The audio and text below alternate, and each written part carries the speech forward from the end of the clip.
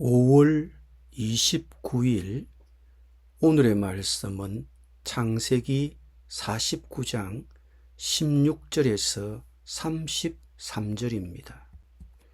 다는 이스라엘의 한 지파같이 그의 백성을 심판하리로다. 다는 길섭의 뱀이요 셋길의 독사로다. 말굽을 물어서 그 탄자를 뒤로 떨어지게 하리로다. 여호와여, 나는 주의 구원을 기다리나이다. 갓은 군대의 추격을 받으나 도리어 그 뒤를 추격하리로다. 아셀에게서 나는 먹을 것은 기름진 것이라. 그가 왕의 수라상을 차리리로다. 납달리는 노인 암사섬이라. 아름다운 소리를 바라는 도다. 요셉은 무성한 가지, 곧 샘 곁의 무성한 가지라. 그 가지가 담을 넘었도다. 활 쏘는 자가 그를 학대하며 적개심을 가지고 그를 쏘았으나 요셉의 활은 도리어 굳세며 그의 팔은 힘이 있으니 이는 야곱의 전능자 이스라엘의 반석인 목자의 손을 힘입음이라. 네 아버지의 하나님께로 말미암나니 그가 너를 도우실 것이요 전능자로 말미암나니 그가 네게 복을 주실 것이라. 위로 하늘의 복과 아래로 깊은 샘의 복과 젖먹이는 복과 태의 복이리로다. 네 아버지의 축복이 내 선조의 축복보다 나아서 영원한 산이 한없음같이 이 축복이 요셉의 머리로 돌아오며 그 형제 중 뛰어난 자의 정수리로 돌아오리로다. 베냐민은 물어뜯는 일이라. 아침에는 빼앗은 것을 먹고 저녁에는 움킨 것을 나누리로다. 이들은 이스라엘의 12지파라. 이와 같이 그들의 아버지가 그들에게 말하고 그들에게 축복하였으니 곧 그들 각 사람의 분량대로 축복하였더라.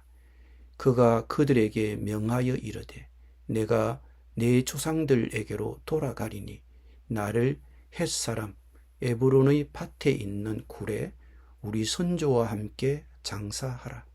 이 굴은 가나안 땅 마므레 앞 막벨라 밭에 있는 것이라. 아브라함이 헷사람 에브론에게서 밭과 함께 사서 그의 매장지를 삼았으므로 아브라함과 그의 아내 사라가 거기 장사되었고 이삭과 그의 아내 리브가도 거기 장사되었으며 나도 레아를 그곳에 장사하였노라. 이 밭과 거기 있는 굴은 헷사람에게서 산 것이니라. 야곱이 아들에게 명하기를 마치고 그 발을 침상에 모으고 숨을 거두니 그의 백성에게로 돌아갔더라. 아멘.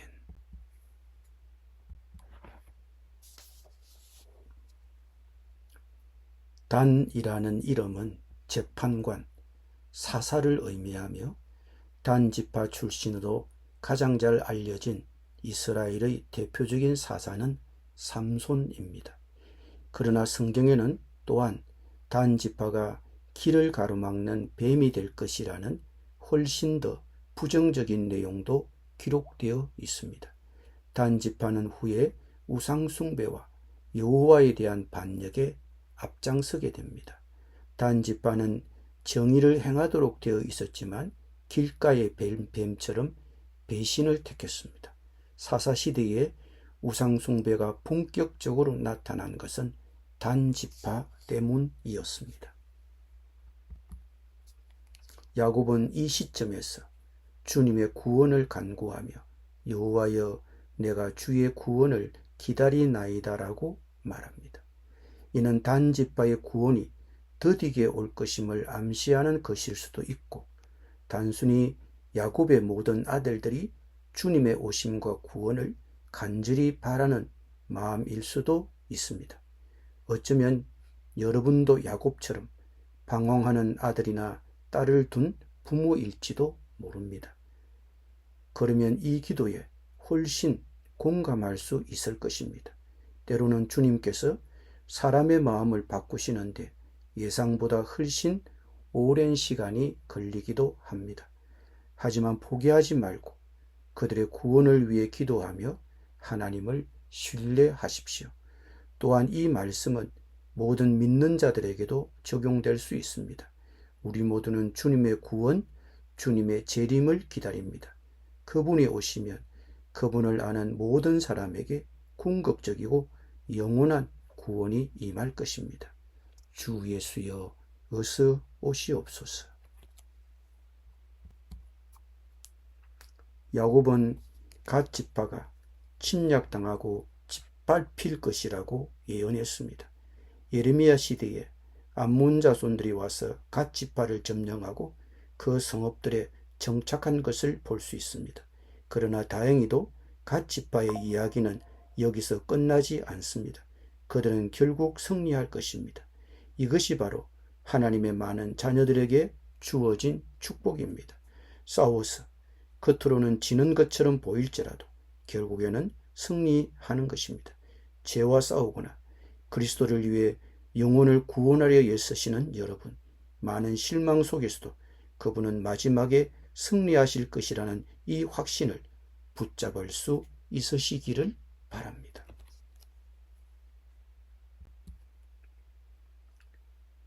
행복한이라는 뜻을 가진 아셀 지파는 가나안의 비옥한 북쪽 해안에 거주하며 풍부한 식량을 생산했습니다. 모세가 죽기 전에 아셀 지파를 축복할 때 그는 다시 그들의 풍요와 축복에 대해 다음과 같이 말했습니다. 아셀은 아들들 중에 더 복을 받으며 그의 형제에게 기쁨이 되며 그의 발이 기름에 잠길지로다. 여기 아셀은 그리스도 안에 거하는 사람을 상징합니다. 그들은 좋은 땅에 심겨져 있습니다. 그들은 기름 부음을 받았고 영적으로 풍성한 열매를 맺습니다. 왜냐하면 그들은 생명 자체와 연결되어 있기 때문입니다. 그리고 이 열매는 자신만을 위한 것이 아니라 다른 사람들과 나눌 수 있는 것입니다. 납달리 지파를 위한 야곱의 예언은 짧은 단 한 문장이지만 적어도 그 단어들은 축복의 말이며 앞으로 다가올 좋은 일들을 예고합니다. 야곱은 언젠가 미래의 아름다운 말씀이 전해질 것이라고 말합니다. 그렇다면 누가 그 말씀을 전할까요? 예수님께서는 이 지역에서 많은 사역을 하셨습니다. 그래서 우리는 다음과 같은 말씀을 읽게 됩니다. 마태복음 4장 12절에서 17절입니다. 예수께서 요한이 잡혔음을 들으시고 갈릴리로 물러가셨다가 나사렛을 떠나 서불론과 납달리 지경 해변에 있는 가브나움에 가서 사시니 이는 선지자 이사야를 통하여 하신 말씀을 이루려 하심이라. 일렀으되 서불론 땅과 납달리 땅과 요단강 저편 해변길과 이방의 갈릴리여 흑암에 앉은 백성이 큰 빛을 보았고 사망의 땅과 그늘에 앉은 자들에게 빛이 비치었도다 하였느니라. 이때부터 예수께서 비로소 전파하여 이르시되 회개하라 천국이 가까웠느니라 하시더라. 네, 이곳에서는 아름다운 말씀들이 전해지고 들렸습니다. 복음적 기쁜 소식이 이 지역에 전파되었기 때문입니다. 납달리 지파 사람들만 아름다운 말을 한 것이 아닙니다. 복음의 기쁜 소식을 맡은 사람들은 가장 아름다운 말을 합니다. 그러므로 우리는 믿는 자들이 하나님의 대사로서 복음을 맡게 되었다는 사실을 기억해야 합니다. 주의 이름을 부르는 자는 누구든지 구원을 받습니다. 그러나 전하는 자가 없으면 어떻게 들을 수 있겠습니까? 또 보내심을 받지 아니하면 어떻게 전할 수 있겠습니까? 그래서 좋은 소식을 전하는 자들의 발은 아름답습니다. 야곱은 요셉에 대해 할 말이 많았는데 그럴 만도 했습니다. 만약 많은 고난을 겪은 사람이 있다면 바로 요셉이었을 것입니다. 야곱은 주님께서 어떻게 요셉을 붙드셨는지 하나님의 놀라운 이름을 사용하여 정확하게 보여줍니다. 야곱은 하나님을 야곱의 전능하신 하나님, 목자, 이스라엘의 반석, 네 아버지의 하나님, 전능하신 분이라고 말하며 그 하나님께서 요셉의 삶을 인도하시고 보호하시며 돌보시는 목자이셨다고 찬양합니다. 또한 그분은 우리의 견고한 반석이시기도 하십니다. 전능하신 하나님이 우리 편에 계신다는 사실이 얼마나 큰 확신을 줍니까? 활 쏘는 자들이 요셉을 공격했지만 그는 샘물가에 있는 무성한 포도나무와 같았다고 합니다. 그는 시련 속에서도 신실했고 열매를 맺었는데 이는 하나님이 그와 함께 하셨기 때문입니다. 요셉이 샘물가에 있는 열매 맺는 포도나무라는 비유는 우리 모두에게 중요한 시편 1편의 축복을 떠올리게 합니다. 복 있는 사람은 시냇가에 심은 나무가 철따라 열매를 맺으며 그 입이 시들지 아니함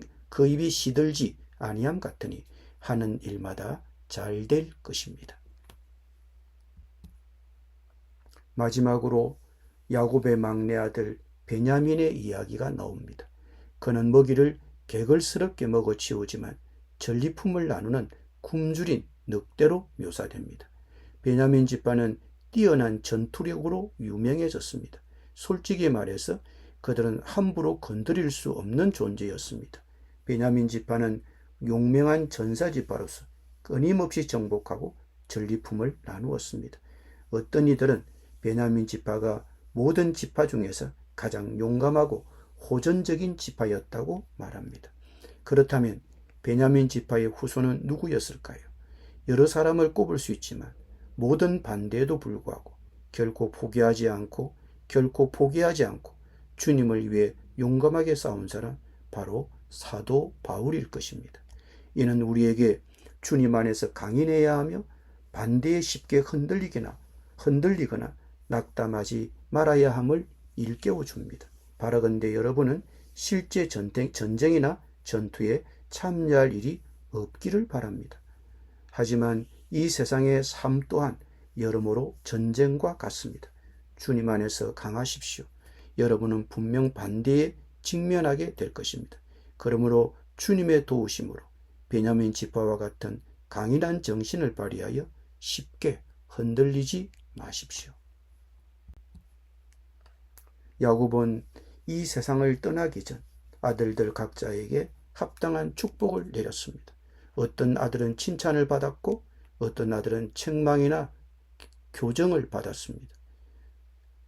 야곱은 예언적으로 그들의 미래를 내다보았습니다. 우리가 살펴본 것처럼 우리는 이 아들들을 통해 주님 안에서 마지막까지 최선을 다해 살아야 한다는 것을 배울 수 있습니다. 야곱은 모든 일을 마치고 이 땅의 삶이 끝났음을 알고 가나안 땅에 있는 조상들과 함께 묻어달라고 마지막 유언을 남겼습니다. 그리고 아들들에게 유언을 마치고 그 발을 침상에 모으고 숨을 거두어 그의 백성에게로 돌아갔습니다. 여러분은 야곱이 17년 전 가나안을 떠나 애굽으로 내려갈 때 하나님께서 그에게 요셉이 그의 손으로 네 눈을 감기리라고 말씀하셨던 것을 기억하실 것입니다. 그 말씀이 여기서 성취되었습니다. 야곱은 모든 아들들이 지켜보는 가운데 편안하게 세상을 떠났습니다. 아름다운 임종입니다. 물론 이것은 야곱의 삶에 있어 첫 번째 장의 끝일 뿐입니다. 야곱의 삶의 두 번째 장은 영원합니다. 끝이 없습니다. 예수님께서 다가올 삶에 대해 말씀하셨듯이 동쪽과 서쪽에서 많은 사람이 와서 천국에서 아브라함과 이삭과 야곱과 함께 잔치에 참여할 것입니다. 아멘. 기도드립니다. 하나님 아버지, 삶의 시련이 닥칠 때 저희의 힘이 되어 주셔서 감사드립니다. 요셉을 보호하셨듯이 저의 가지들이 열매를 맺어 주변 사람들에게 주님의 은혜를 전할 수 있도록 도와주옵소서. 제 눈이 오직 주님과 주님의 영원한 집에만 고정되도록 도와주옵소서. 야곱처럼 천국의 잔치를 기다리며 이 땅의 삶을 잘 마무리할 수 있도록 저희들에게 은혜를 베풀어 주옵소서. 예수님의 이름으로 기도드립니다. 아멘.